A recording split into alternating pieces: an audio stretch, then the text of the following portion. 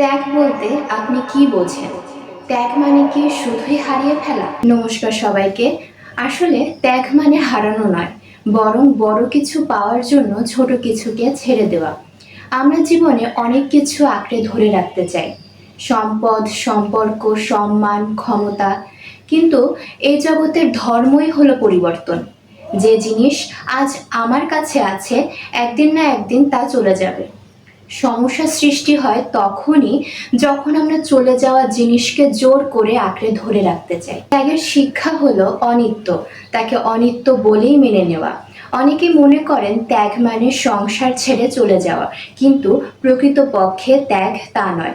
ত্যাগ হলো কাজ করা, কিন্তু কাজের ফলের প্রতি অতিরিক্ত আসক্ত না হওয়া। কর্তব্য পালন করা, কিন্তু লোভের দাস না হওয়া। সংসারে থাকা, কিন্তু সংসারের দ্বারা বন্দী না হওয়া। একটি শিশুর কথা ভাবুন।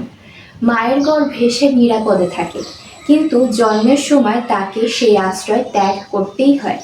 প্রথম দৃষ্টিতে মনে হতে পারে যেন কিছু হারালো, কিন্তু বাস্তবে সেই ত্যাগের মাধ্যমেই সে বিশাল পৃথিবীকে পায়, আলোকে পায়, তার মায়ের পূর্ণ স্নেহকে পায়।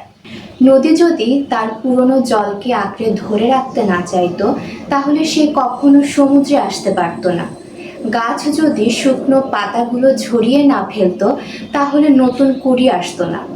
তাই অনেক সময় জীবনের বড় প্রাপ্তিগুলো আসে ছোট ছোট ত্যাগের মধ্য দিয়ে। ত্যাগ মানুষকে দরিদ্র নয়, মুক্ত করে। ত্যাগ মানুষকে ছোট করে না, মহৎ করে।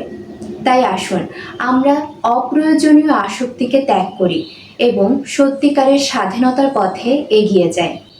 ওম শান্তি শান্তি শান্তি।